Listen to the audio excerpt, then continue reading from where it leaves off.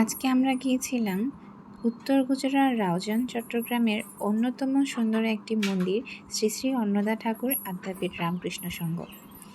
এই সংঘের একটি অনাথ আশ্রমের বাচ্চাদের সাথে একটা দিন কাটানোর উদ্দেশ্যেই আমাদের যাওয়া।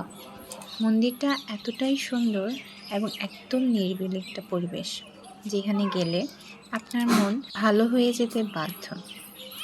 শান্ত মনে আপনি মায়ের আরাধনা করতে পারবেন। শ্রী শ্রী অন্নদা ঠাকুরের নির্দেশেই এখানে আদ্যামার প্রতিষ্ঠা হয়। এখানে শুধু আদ্যামা আছেন তা নয়, শিব মন্দির এবং রাধাকৃষ্ণ মন্দিরও আছে।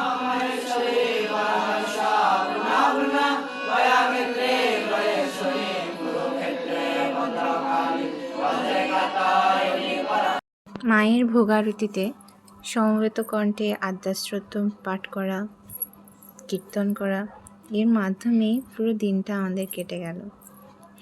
আর এই যে বাচ্চাগুলো দেখতে পাচ্ছেন, এরা সবাই শ্রী শ্রী অন্নদা ঠাকুর রামকৃষ্ণ সঙ্গে অনাথ আশ্রমে থাকে। তারা সবাই ত্রিপুরা সম্প্রদায়ের।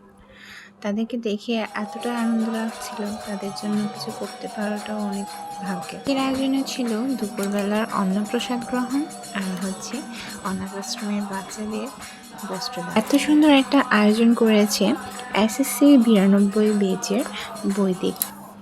সেখানে আমার মা একজন সদস্য, তার মেয়ে হিসেবে আমরা 2 বোন সেখানে আমন্ত্রিত ছিলাম।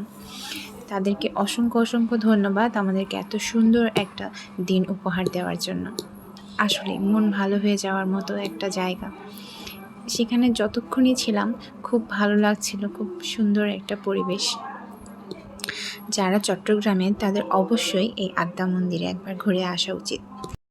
যারা অনাথ বাচ্চাদের জন্য কিছু করতে চান, তারা এই মন্দিরের কর্তৃপক্ষদের সাথে আলোচনা করে নিতে পারেন। মা সবাইকে ভালো রাখুক, সুস্থ রাখুক। ধন্যবাদ।